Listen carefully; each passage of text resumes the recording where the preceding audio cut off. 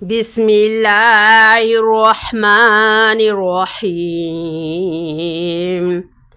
إنا أرسلنا نوحا إلى قومه أن أنذر قومك من قبل أن يأتيهم عذاب أليم. قال يا قوم إني لكم نذير مبين أن يعبدوا الله واتقوه وأطيعون يغفر لكم من ذنوبكم ويؤخركم إلى أجل مسمى إن أجل الله إذا جاء لا يؤخر لو كنتم تعلمون.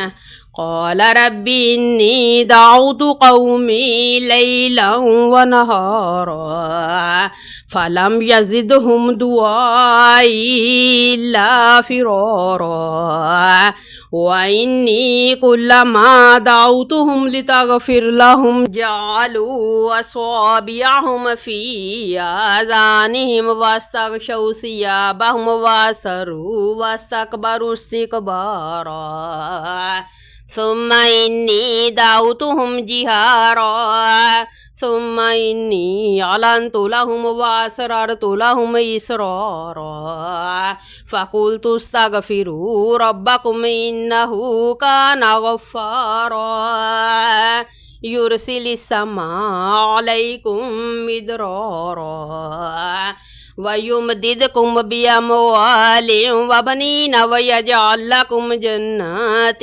ويجعل لكم أنهارا ما لكم لا ترجون لله وقارا وقد خلقكم أطوارا ألم تروا كيف خلق الله سبع سماوات طباقا وجعل القمر فيهن نورا وجعل الشمس سراجا والله أنبتكم من الأرض نباتا ثم يعيدكم فيها ويخرجكم إخراجا والله جعل لكم الأرض بساطا لتسلكوا منها سبلا فجاجا.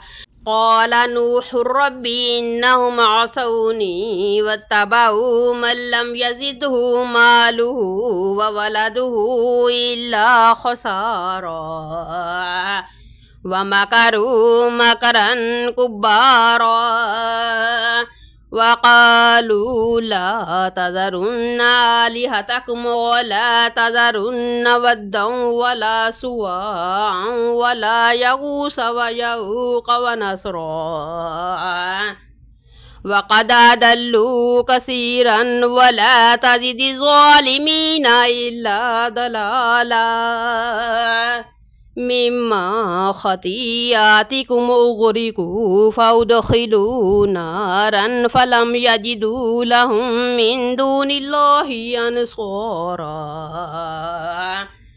وقال نوح رب لا تذر على الأرض من الكافرين ديارا إنك إن تذرهم يضلوا عبادك ولا يلدوا إلا فاجرا كفارا.